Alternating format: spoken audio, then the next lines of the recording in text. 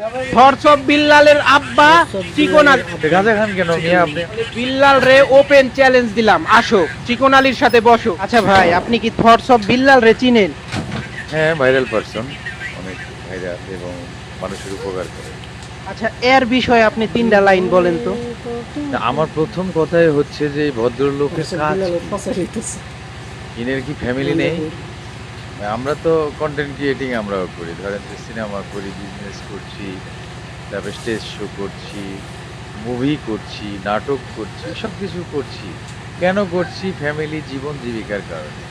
আর ইনি দেখি খালি এই মানে দিচ্ছেই, তাহলে আসছে কোত্থেকে?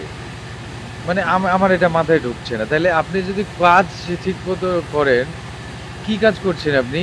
আপনি কি ইয়া মনে করেন বাসের ড্রাইভার, হেল্পার, কন্ট্রাক্টর, জমি চাষ করেন, আবাদ করেন, মানে এরকম কিছু? আমার খুব জানতে ইচ্ছে করে এইসব মানুষগুলো নিয়ে।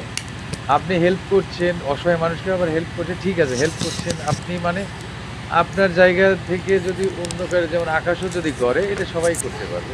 আপনি যদি একজন অসুস্থ মানুষ আছে, সেই অসুস্থ মানুষের জন্য যে কোনো মানুষের কাছে যদি আপনি চান, যে কোনো মানুষ, কিন্তু আপনি এনে দিচ্ছেন বলে কি আপনি কাজ করবেন না?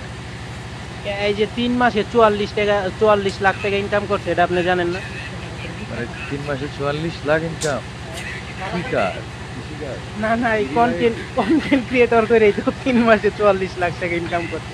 তবে আমার জানা মতো তুই যত টাকা মানুষকে দিছে, এই 44 লাখ তো শেষ হয়ে যাওয়ার কথা। কন্টেন্ট ক্রিয়েটিং করে 44 লাখ কয় মাসে? 3 মাসে। না, এটা স্বাভাবিক কথা। আমারই তো 30 লাখ নেয় 6 মাসে। তার 3 মাসে যে 44, আমার 6 মাসে 30। ঠিক আছে, সে বড় কন্টেন্ট ক্রিয়েটর, আমি তো আর ওভাবে কন্টেন্ট ক্রিয়েট করি না। কিন্তু কথা হচ্ছে যে আমরাও তো মানুষকে হেল্প করছি, আমরাও মানুষকে দিচ্ছি, কিন্তু আপনি কাজ ফেলে রেখে স্ত্রী নেই, আপনি কি জানেন, সন্তান নাই। আপনি কি জানেন যে আপনি থটস অফ বিল্লালের ছেলে, মানে উই আপনার বাপ, এটা উই নিজেই বলছে যে বাংলাদেশের কন্টেন্ট ক্রিয়েটরদের ফাদার উই। ও আমার বাপ, ও কবে কত সালে আসছে কন্টেন্ট ক্রিয়েটিং? রীতিমতে বলতেছে যে বাংলাদেশ যত কন্টেন্ট ক্রিয়েটর আছে সবগুলির ফাদার আমি। ওই চোদনার পুত্রে বলিস ওই কত সালে আসছে আর আমি কত সালে আসছি? শালার পুত, আমি এই ফেসবুকের জন্ম কবে? তার কিছুদিন পর থেকে ফেসবুকে, আর ফেসবুকে প্রথম পেজই মনে হয় আমি নিয়ে আসছি। সেই পেজ প্রথমবারই হ্যাক হয়ে যায় প্রথম লটে, ফেসবুকে এবং ইউটিউবে শুরুর দিকে আমি।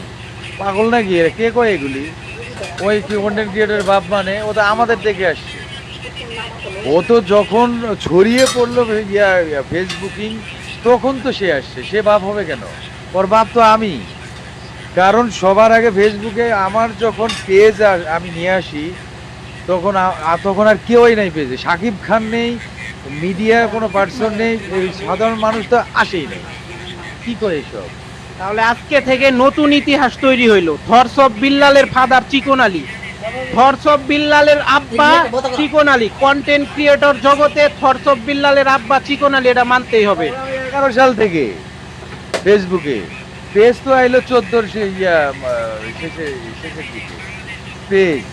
এখন ওর মাতলামির বিষয়ে কিছু বলেন, যে ওর রিসেন্টলি যে ভিডিও, ওই দিন আপনি আমার একটা ডাইকা দেখালেন, কি রে, এই যে বিল্লাল তো গাঁজা খায়, এই বিষয়ে বলেন। গাঁজা খান কেন মিয়া? আপনি মানুষের সেবা করেন, এই গাঞ্জা মাঞ্জা এইসব খাইলে? আমরা সেলিব্রিটি না? আমরা দীর্ঘ 25 ইয়ার্স থেকে কাজ করছি, সিনেমা করছি, নাটক করছি, কন্টেন্ট ক্রিয়েটিং করছি।